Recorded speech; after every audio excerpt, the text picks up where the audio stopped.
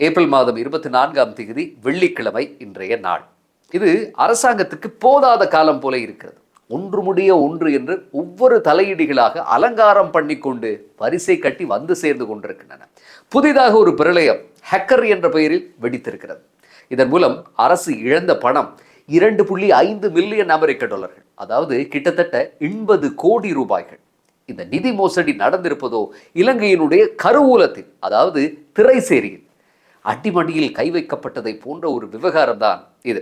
2.5 million டாலர்களை வேட்டையாடி விளையாடிய ஹேக்கர் என்று சொல்லப்படக்கூடிய மோசடி பேர் வழி இன்னும் 3 சைபர்களை சேர்த்து வழித்திருந்தால் நமது அந்நிய செலாவணியே ஒரு ஆட்டம் கண்டிருக்கும். சரி, இதன் பின்னணி என்ன?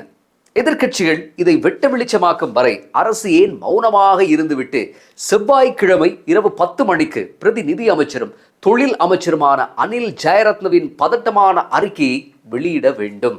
உண்மையில் இது ஒரு சாதாரண திருட்டு அல்ல. இது திட்டமிட்டு நடந்த ஒரு பாரிய மோசடி. இழக்கப்பட்ட பணத்துக்கு யார் பொறுப்பு? நடந்தது என்ன? இலங்கை அரசுக்கும் ஆஸ்திரேலியாவினுடைய ஏற்றுமதி நிறுவனம் ஒன்றுக்கும் இடையில் கடன் தவணை ஒன்றை செலுத்துவது தொடர்பாக நடந்த மின்னஞ்சல் பரிவர்த்தனை ஒன்றுக்குள் ஊடுருவிய விஷமிகள் சிலர் சூட்சுமமான முறையில் தமது வங்கிக் கணக்குகளுக்கு பணத்தை கறந்திருக்கிறார்கள். அதாவது தகவல் பரிமாற்றத்தை உடைத்துக் கொண்டு ஊடுருவி இலங்கை அரசுக்கு தமது வங்கி இலக்கங்களை கொடுத்து 2.5 மில்லியன் டாலர் பணத்தை ஏப்பம் விட்டிருக்கிறார்கள். சாமானிய மனிதர்களிடம் கடன் வேண்டுமா, முதலீடு செய்ய நாட்டம் இருக்கிறதா என்றெல்லாம் கேட்டு வாட்ஸ்அப்பிலும் டெலிகிராமிலும் எஸ்எம்எஸ்ஸிலும் ஏமாற்றும் கும்பல்கள் பாணியில் இலங்கை பொருளாதாரத்தின் இதயமான திரைசேரி ஏமாற்றப்பட்டிருக்கிறது.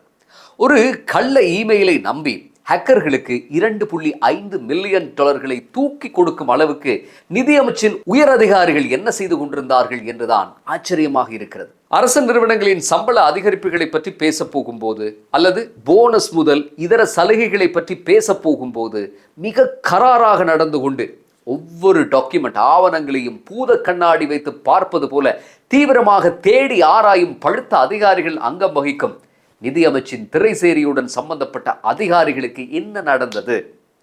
மோசடி நிதி நிறுவனங்கள் பற்றி பொதுமக்களுக்கு விழிப்புணர்வு ஊட்டக்கூடிய நிதியமைச்சுக்கு நடந்திருக்கக்கூடிய இந்த துயரத்தை பார்க்கும்போது காய்ந்து போன பூமியெல்லாம் வற்றாத நதியை பார்த்து ஆறுதல் அடையும், அந்த நதியே காய்ந்து போய்விட்டால் யாரால் ஆறுதல் சொல்ல முடியும் என்ற பாட்டு வரிகள்தான் ஞாபகத்துக்கு வருகிறது. கடந்த வாரம் எரிசக்தி அமைச்சர் குமார ஜெயக்கொடி தரமற்ற நிலக்கரி விவகாரத்தில் ராஜினாமா செய்திருந்த நிலையில்தான் 2.5 மில்லியன் டாலர் என்ற இந்த அமளி துமளி இந்த வார புதுவரவாக வந்து சேர்ந்திருக்கிறது. இது பற்றி கருத்து தெரிவித்த நாமல் ராஜபக்ச, அரசின் நிதியானது திருட்டு வங்கிக் கணக்குகளில் வைப்பிலிடப்பட்டிருப்பதாகவும் போலியான இமெயில் பரிவர்த்தனை ஒன்றை நம்பி பணம் செலுத்தப்பட்டிருப்பதாக சொல்லப்படுவதாகவும் இது கடந்த வருடம், அதாவது 2025 டிசம்பர் மாதம் நடந்தேறியதாகவும் தெரிவிக்கும் அதேவேளை இது தொடர்பாக அரசு எடுத்த சட்டபூர்வமான நடவடிக்கைகள் என்ன என்று கேட்டு நிற்கிறார். இந்த பணம் யாருடைய அக்கவுண்டுகளுக்கு சென்றது என்ற கேள்வியை எழுப்பக்கூடிய நாமல் ராஜபக்ச சொல்லப்படக்கூடிய பணத்தை விட கூடுதலான பணம் இழக்கப்பட்டதா என்ற கேள்வியையும் கூட எழுப்புகிறார். இப்படி பேசிக்கொண்டு போகும் அன்று பிறந்த பாலகனான நாமல் 2015ஆம் ஆண்டில் தன்னுடைய தந்தையை தோற்கடித்து உதயமான ஆட்சியையும் மறைமுகமாக ஈழனம் செய்து அந்த அரசும் இப்படித்தான் களவு பிடிக்க வந்தார்கள், ஆனால் மத்திய வங்கியை கொள்ளையடித்தார்கள் என்றார். அதே போலத்தான் இப்போதும் நடந்திருக்கிறது. இவர்கள் இந்த பணத்தை தங்களுடைய வங்கிக் கணக்குகளில் போட்டிருக்கிறார்கள் என்று சொல்லுகிறார்கள் என்றார். நாமல் எந்த அடிப்படையில் இப்படி ஒரு அபாண்டமான குற்றச்சாட்டை முன்வைக்கிறார் என்று தெரியவில்லை. ராஜபக்ச ஆட்சியில் நாட்டில் பாலாரும் தேனாரும் ஓடிய மாதிரியும் மற்றவர்கள்தான் நாட்டை கொள்ளையடித்தார்கள் என்றும் நாம் புனித ஆத்மாக்கள் என்றும் நினைத்து கொண்டிருக்கிறார் நாமல் ராஜபக்ச. உண்மையில் இந்த சம்பவம் தொடர்பான விசாரணைகள் ஜனவரியில் ஆரம்பமாகியதாகவும் பொறுப்பின்றி நடந்து கொண்டதாக கூறப்படக்கூடிய நிதியமைச்சின் 4 மூத்த அதிகாரிகள் வேலையை விட்டு துரத்தப்பட்டதாகவும் இவற்றை பகிரங்கப்படுத்தினால் ஹேக்கர்களுக்கு சாதகமாக அமையும் என்பதாலேயே மௌனம் காத்ததாகவும் அரசு தெரிவிக்கிறது. இது பற்றி விசேட ஊடகவியலாளர் சந்திப்பில் கருத்து தெரிவித்திருந்த அமைச்சர் அனில் ஜெயரத்ன, ஆஸ்திரேலியாவின் ஏற்றுமதி நிதி நிறுவனம் ஒன்றுக்கு நிதி வழங்குவது தொடர்பில் திரைசேரி குறித்த நிறுவனத்துக்கு மின்னஞ்சல் ஊடாகவே தகவல்களை பரிமாறியுள்ளது. இந்த இமெயில் தொடர்பாடல்களையே அவர்கள் ஹேக் செய்துள்ளனர். இந்த ஹேக்கர்கள் இந்தியாவுக்கு செலுத்த வேண்டிய பணத்தையும் கைப்பற்றுவதற்கு முயற்சித்திருக்கிறார்கள். இதனால் வங்கி கணக்குகளில் ஏற்பட்ட மாற்றம் எம் கவனத்துக்கு வந்தது. உடனே திரைசேரி இலங்கை போலீசின் கணனி குற்றங்கள் தொடர்பான விசாரணை பிரிவுக்கு அறிவித்துள்ளது. அவர்கள் விரிவான விசாரணைகளை நடத்தியுள்ளனர். குற்ற புலனாய்வு திணைக்களத்திலும் இது பற்றி முறைப்பாடு செய்யப்பட்டுள்ளது. விசாரணைகள் நடக்கின்றன.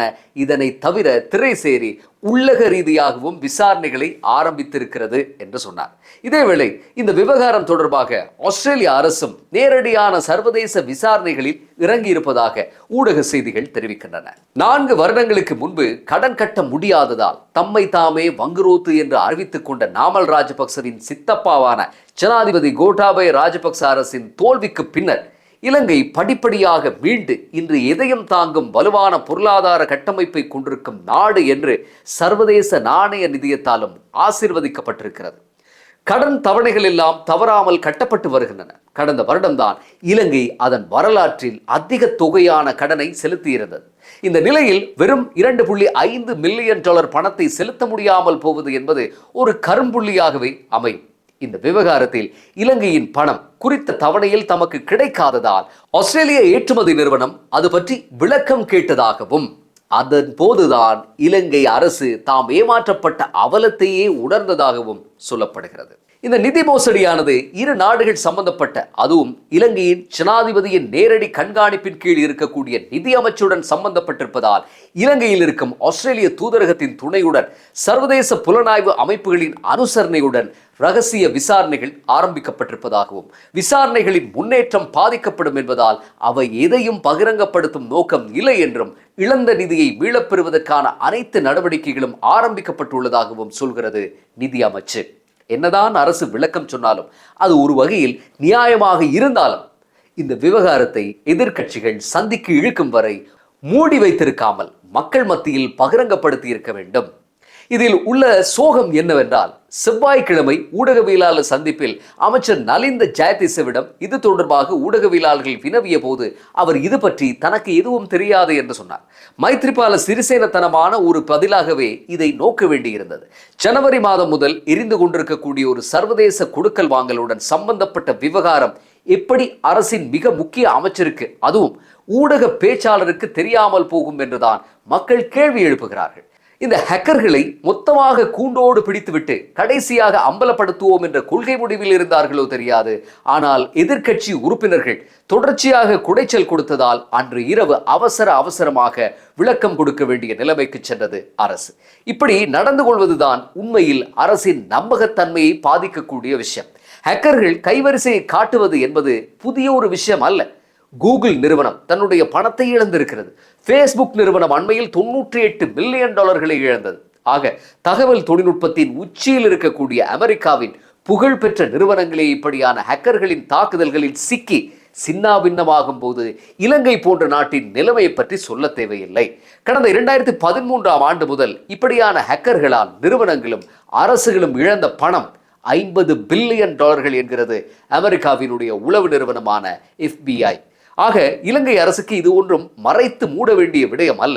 வெளிப்படை தன்மையுடன் நடந்து கொண்டிருந்தால் மக்கள் அரசு கூறுவதை என்றைக்கும் காது கொடுத்து கேட்பார்கள். இனிமேலும் இப்படியான விஷமைகளின் அடாவடிகள் தொடரக்கூடும். உலகம் இருக்கும் வரை குற்றங்களும் இருக்கும். பொதுமக்களின் தரவுகள் அரசு லாக்காக்களின் கட்டமைப்புகள் எல்லாம் சரியான பாதுகாப்பான நடைமுறையில் கீழ்தான் பேணப்படுகிறதா என்பதை உறுதி செய்ய வேண்டிய காலத்தின் கட்டாயத்தில் இருக்கிறது அரசு.